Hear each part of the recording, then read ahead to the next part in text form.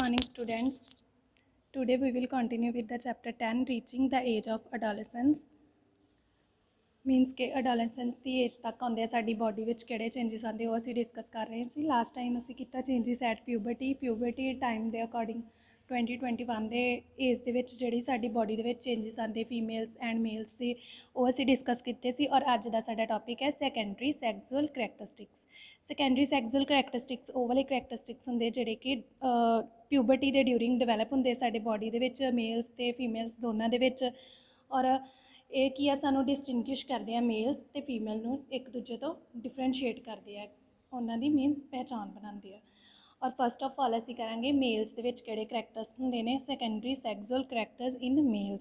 Mails ਦੇ ਵਿੱਚ ਕੀ ਹੁੰਦਾ ਹੈ ਕਿ ਫੇਸ਼ੀਅਲ ਹੇਅਰ ਆਣੇ ਫੇਸ ਦੇ ਉੱਪਰ ਹੇਅਰ ਆਣੇ ਸਟਾਰਟ ਹੋ ਜਾਂਦੇ, ਬੀਅਰਡ ਆਣੀ ਸਟਾਰਟ ਹੋ ਜਾਂਦੀ ਹੈ। ਬੀਅਰਡ ਜਿਹੜੀ ਆ ਪੂਰੀ ਤਰ੍ਹਾਂ ਡਿਵੈਲਪ ਹੋ ਜਾਂਦੀ ਹੈ। ਔਰ development of hair under the armpits on the chest in the pubic region. ਔਰ ਜਿਹੜੇ ਸਾਡੇ ਪ੍ਰਾਈਵੇਟ ਬੋਡੀ ਪਾਰਟਸ ਨੇ ਉਹਨਾਂ ਦੇ ਵਿੱਚ ਵੀ ਹੇਅਰਸ ਡਿਵੈਲਪਮੈਂਟ ਹੋ ਜਾਂਦੀ ਹੈ। ਵੋਇਸ ਜਿਹੜੀ ਬॉयज़ ਦੀ ਉਹ ਵੀ ਜ਼ਿਆਦਾ ਡੀਪਰ ਹੋ ਜਾਂਦੀ ਹੈ। ਉਸ ਤੋਂ ਬਾਅਦ ਜਿਹੜੀ ਬੋਡੀ ਹੈ ਮਸਲਸ ਡਿਵੈਲਪ ਹੋ ਜਾਂਦੇ, ਬੋਡੀ ਜਿਹੜੀ ਮਸਕੂਲਰ ਬਣ ਜਾਂਦੀ ਹੈ। ਸ਼ੋਲਡਰਸ ਜਿਹੜੇ ਬॉयज़ ਦੇ ਉਹ ਵੀ ਬਰੋਡ ਹੋ ਜਾਂਦੇ ਨੇ। ਨੈਕਸਟ ਹੈ secondary sexual characters in females. Females ਦੇ ਵਿੱਚ ਕਿਹੜੇ ਕਰੈਕਟਰਸ ਡਿਵੈਲਪ ਹੁੰਦੇ ਪਿਊਬਰਟੀ ਦੇ ਡਿਊਰਿੰਗ ਉਹ ਅਸੀਂ ਕਰਾਂਗੇ। ਡਿਵੈਲਪਮੈਂਟ ਆਫ ਬ੍ਰੈਸਟ ਦੀ ਡਿਵੈਲਪਮੈਂਟ ਹੋਣੀ ਸ਼ੁਰੂ ਹੋ ਜਾਂਦੀ ਹੈ। Development of curves in the body ਦੀ ਜਿਹੜੀ ਸ਼ੇਪ ਆ ਉਹਦੇ ਵਿੱਚ ਵੀ ਚੇਂਜਸ ਆ ਜਾਂਦੀ ਹੈ। ਜਿਵੇਂ ਲਾਸਟ ਟਾਈਮ ਅਸੀਂ ਕੀਤਾ ਸੀ ਕਿ ਹਿਪਸ ਬਰੋਡ ਹੋ ਜਾਂਦੀ ਹੈ ਗਰਲਸ ਦੀ। ਔਰ ਇਸ ਤੋਂ ਬਾਅਦ ਜਿਹੜਾ ਮੈਂਸਟਰਲ ਸਾਈਕਲ ਦੀ ਬਿਗਨਿੰਗ ਸਟਾਰਟ ਹੋ ਜਾਂਦੀ ਹੈ। ਔਰ ਇਹ ਜਿਹੜੇ ਸਾਰੇ ਚੇਂਜਸ ਆ ਡਿਊਰਿੰਗ ਦੀ ਅਡੋਲੈਸੈਂਸ ਟਾਈਮ ਜਿਹੜੇ ਵੀ ਡਿਵੈਲਪ ਹੁੰਦੇ ਕਿ ਇਹਦੇ ਦੁਆਰਾ ਇਹ ਹਾਰਮੋਨਸ ਦੁਆਰਾ ਕੰਟਰੋਲ ਕੀਤੇ ਜਾਂਦੇ ਨੇ। ਸਾਡੀ ਬੋਡੀ ਦੇ ਵਿੱਚ ਡਿਫਰੈਂਟ ਹਾਰਮੋਨਸ ਹੁੰਦੇ ਨੇ। ਹਾਰਮੋਨਸ ਕੀ ਹੈ? ਇੱਕ ਕੈਮੀਕਲ ਸਬਸਟੈਂਸ ਹੁੰਦਾ ਜਿਹੜੇ ਕਿ ਸਾਡੇ ਡਿਫਰੈਂਟ ਸੈਲਸ ਬੋਡੀ ਆਰਗਨਸ ਉਹਨਾਂ ਨੂੰ ਕੰਟਰੋਲ ਕਰਕੇ ਰੱਖਦੇ ਨੇ। ਨੈਕਸਟ ਟੌਪਿਕ ਹੈ role of hormones in initiating reproductive function. ਕਿ ਹਾਰਮੋਨਸ ਦਾ ਰੋਲ ਕੀ ਆ ਸਾਡੇ ਰੀਪਰੋਡਕਟਿਵ ਫੰਕਸ਼ਨ ਦੇ ਵਿੱਚ, ਇਹ ਅਸੀਂ ਕਰਾਂਗੇ। First है the endocrine system consists of several glands. These glands are located at several specific places inside our body. ਸਾਡੀ ਬੋਡੀ ਦੇ ਵਿੱਚ ਕੀ ਹੈ ਬਹੁਤ ਸਾਰੇ ਗਲੈਂਡਸ ਹੁੰਦੇ ਨੇ। ਗਲੈਂਡਸ ਕੀ ਹੈ? ਇੱਕ ਆਰਗਨ ਹੈ ਸਾਡੀ ਬੋਡੀ ਦੇ ਵਿੱਚ ਜਿਹੜਾ ਕਿ ਪ੍ਰੋਡਿਊਸ ਕਰਦਾ ਹੈ ਕੋਈ ਵੀ ਸਬਸਟਾਂਸ ਕਿ ਬੋਡੀ ਸਾਡੀ ਨੂੰ ਕੋਈ ਸਪੈਸੀਫਿਕ ਫੰਕਸ਼ਨ ਕਰਨ ਦੇ ਲਈ ਜਿਹੜਾ ਵਾ ਉਹ ਸਬਸਟਾਂਸ ਪ੍ਰੋਡਿਊਸ ਕਰਦਾ ਹੈ। ਔਰ ਉਹ ਸਬਸਟਾਂਸ ਦੇ ਨਾਲ ਜਿਹੜਾ ਸਾਡੀ ਬੋਡੀ ਪਰਫੋਰਮ ਕਰਦੀ ਹੈ ਡਿਫਰੈਂਟ ਫੰਕਸ਼ਨਸ। ਔਰ ਇਹ ਗਲੈਂਡਸ ਕੀ ਕਰਦੀਆਂ ਨੇ ਸਾਡੇ ਡਿਫਰੈਂਟ ਬੋਡੀ ਪਾਰਟਸ ਦੇ ਵਿੱਚ ਡਿਵੈਲਪ ਹੁੰਦੀਆਂ ਨੇ। ਔਰ ਇਹਨਾਂ ਦੇ ਨਾਲ ਜਿਹੜਾ ਇਹ ਕੁਝ ਹਾਰਮੋਨਸ ਨੂੰ ਰਿਲੀਜ਼ ਕਰਦੀਆਂ ਨੇ glands body organs. Glands means body organs.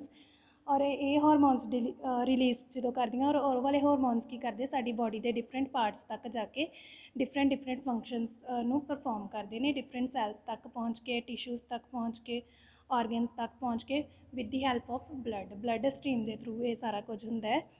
The particular body part is called target site। ਔਰ ਜਿਹੜੀ ਵੀ ਬੋਡੀ ਪਾਰਟ 'ਤੇ ਇਹ ਜਾਂਦਾ ਵਾ ਸਾਡਾ ਮੀਨਸ ਹਾਰਮੋਨਸ ਜਾਂਦੇ ਨੇ ਇੱਕ ਜਗ੍ਹਾ ਤੋਂ ਦੂਸਰੀ ਜਗ੍ਹਾ ਸਾਡੀ ਬੋਡੀ ਦੇ ਵਿੱਚ ਉਹਨੂੰ ਅਸੀਂ ਟਾਰਗੇਟ ਸਾਈਟ ਬੋਲਦੇ ਹਾਂ। ਸੋ ਇਸ ਤਰ੍ਹਾਂ ਜਿਹੜਾ ਹਾਰਮੋਨਸ ਨੇ ਸਾਡੀ ਬੋਡੀ ਨੂੰ ਸਾਡੀ ਬੋਡੀ ਦੇ ਵਿੱਚ ਜਿਹੜਾ ਰੀਪਰੋਡਕਟਿਵ ਫੰਕਸ਼ਨ ਆ ਉਹਨੂੰ ਕੰਟਰੋਲ ਕਰਦੇ ਨੇ, ਉਹਨੂੰ ਸਟਾਰਟ ਕਰਦੇ ਨੇ, ਇਨੀਸ਼ੀਏਟ ਕਰਦੇ ਨੇ। ਇਨੀਸ਼ੀਏਟ ਮੀਨਸ ਸਟਾਰਟ ਕਰਨਾ। ਨੈਕਸਟ ਹੈ ਟੈਸਟਿੰਗ ਟਾਈਮ। ਟੈਸਟਿੰਗ ਟਾਈਮ ਦੇ ਵਿੱਚ ਕੀ ਹੈ ਕਿ ਜੋ ਵੀ ਅਸੀਂ ਹੁਣ ਤੱਕ ਕੀਤਾ ਰੀਡ ਉਹ ਚੈਪਟਰ ਦੇ ਮੀਨਸ ਸਮ ਅਪ ਕਰਾਂਗੇ। ਫਸਟ ਹੈ fill up during the dash babies grow very fast. ਕਿਹੜਾ ਟਾਈਮ ਹੈ? ਅਸੀਂ 4 ਪੀਰੀਅਡਸ ਕੀਤੇ ਸੀ ਕਿ ਮੀਨਸ ਸਾਡੀ ਗਰੋ ਅਪ ਜਿਹਦੇ ਵਿੱਚ ਹੁੰਦੀ ਹੈ। ਫਸਟ ਆਫ ਆਲ ਕਿ ਇਨਫੈਂਸੀ ਆਏਗਾ ਇਹਦਾ answer. During the infancy babies grow very fast. Infancy ਉਹ ਵਾਲਾ ਟਾਈਮ ਹੈ ਜਿਹੜਾ ਕਿ ਫਰੋਮ ਬਰਥ ਤੋਂ ਲੈ ਕੇ 2 ਇਅਰਸ ਦੀ ਏਜ ਤੱਕ ਹੁੰਦਾ ਹੈ। ਔਰ ਇਹਦੇ ਵਿੱਚ ਬੇਬੀਜ਼ ਦੀ ਜਿਹੜੀ ਗਰੋਥ ਆ ਬਹੁਤ ਜਲਦੀ ਹੁੰਦੀ ਹੈ।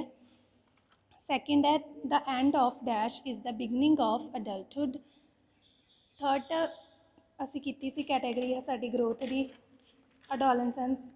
ਥਰਡ ਫਿਜ਼ੀਕਲ ਚੇਂਜਸ ਕੀਤੇ। ਥਰਡ ਸਟੇਜ ਕੀਤੀ ਸੀ ਅਸੀਂ ਅਡੋਲੈਸੈਂਸ ਦੇ ਐਂਡ ਤੋਂ ਬਾਅਦ ਜਿਹੜੀ ਅਡਲਟਹੁੱਡ ਦੀ ਜਿਹੜੀ ਸਟਾਰਟਿੰਗ ਹੋਣੀ ਸ਼ੁਰੂ ਹੋ ਜਾਂਦੀ ਹੈ।